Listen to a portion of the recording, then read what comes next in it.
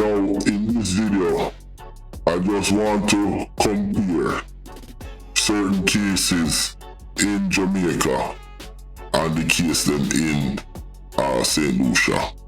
Now, I talk about Alana, I talk about Cassie, I talk about Nikki, and I talk about a number of different young women who just went missing, them find them dead. Up to now, one of the cases that really bothered me is the Nikki case. And you know, couple people who was close to her was kind of scared and they don't want to, you know, talk what they know and stuff like that. But at the end of the day, you know, how can you be a police officer? I say even the head police, I know that there is so much unsolved case of these women going missing in St. Lucia. Like I said, they haven't found Nikki's body. There was rumors or whatever that she set people up, whatnot. But at the end of the day, the family them still need closure. Now, we can go into certain statistics because remember, 200,000 people, you know. And if we look at the kind of crime that's coming out of St. Lucia, it make your fucking head spin. You understand? The kind of crime that's coming out of St. Lucia is on the same level of crime coming out of Jamaica. This video right here is a comparison, in a sense, with how Jamaica does things and how St. Lucia do things. And the kind of cases are similar, but for some reason, in St. Lucia, things look a little bit weird, like this incident right here.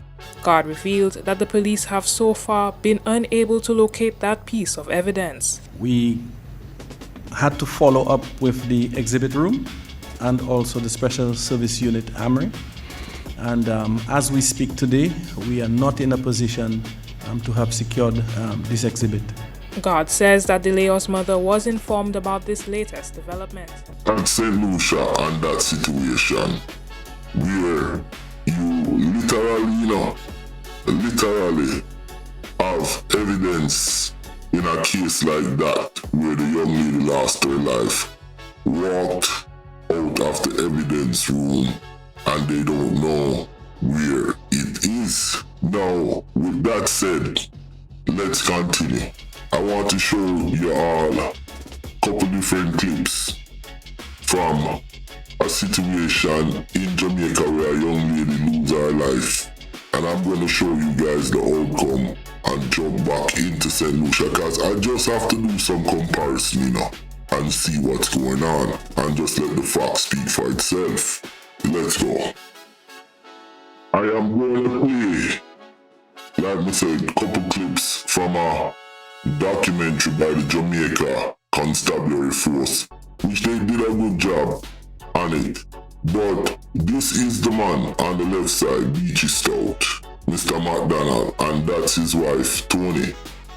And obviously, he is charged and found guilty for her murder.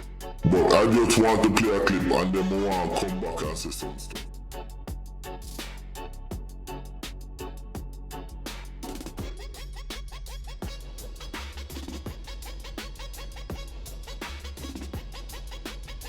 The wife of a well-known businessman in Portland was found murdered in a burning vehicle in the parish today. 32-year-old Tanya McDonald was discovered some meters away from her home. A passerby made the gruesome discovery. The smell of smoke, the sight of ruin, and within it, a charred figure that once was someone's daughter. Charred remains of this vehicle parked along the roadway in the Sherwood Forest community in Portland has left the residents puzzled as to what transpired Monday night. Now, in the prelude, you see the young lady lose her life. And, the community is shocked. Now, she is the wife of a famous, a well-known, prominent businessman who owned the wholesale. Now, listen to what the police them say. And the reason why I'm do this, I just want to point out the difference between how the Jamaica police then investigate and how St. Lucia police then investigate. And just let the public be the judge. But check this out. Listen to what this police say. Initial investigation was being conducted by detectives from the Port Antonio police station in the investigation into the murder of Mrs. Tonya Hamilton McDonald. I'll take you a bit back as far as here 2019 February, where Mr. Everton McDonald accused his wife of being unfaithful during the relationship. And as such, he contracted one Mr. Howard Reed of an adjoining parish to douse Mrs. Tonya Hamilton McDonald with acid. He paid Mr. Howard Reed $60,000 to purchase acid. Having purchased the acid, Mr. Howard Reed went back to Portland and handed it to Mr. Everton McDonald. A man money to purchase acid to burn up his wife, Now, how the police them know about this man? This man came forward. You understand? Somebody contacted the police.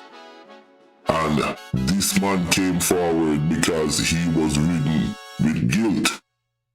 And when he came forward and spoke to the police, then he gave the police then the layout. But I said this to say this. The Jamaican police, they didn't leave any stone unturned with this murder.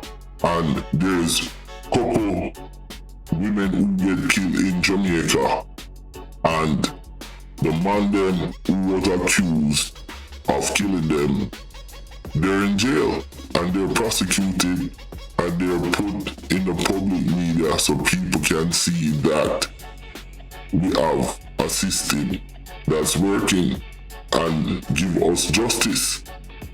In St. Lucia, I cannot recall any case with any women who got murdered or killed that was solved. I see Miss Lillian's mother came out and spoke, and the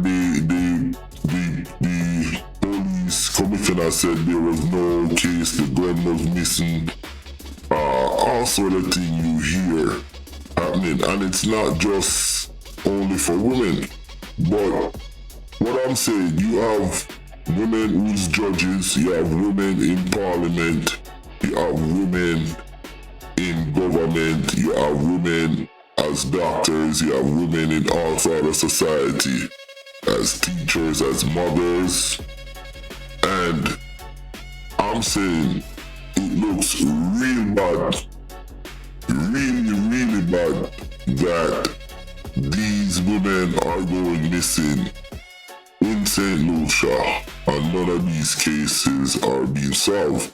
I'm going to show you guys how Jamaica handled it. Listen to this. Businessman Everton Beaches Stout McDonald will spend the rest of his life behind bars. The almost 70-year-old and his co-convict Oscar Barnes were this afternoon sentenced to life imprisonment for the July 20, 2020 murder of McDonald's second wife, Tonya McDonald. The convicts are to serve 28 years and 11 months before being eligible for parole.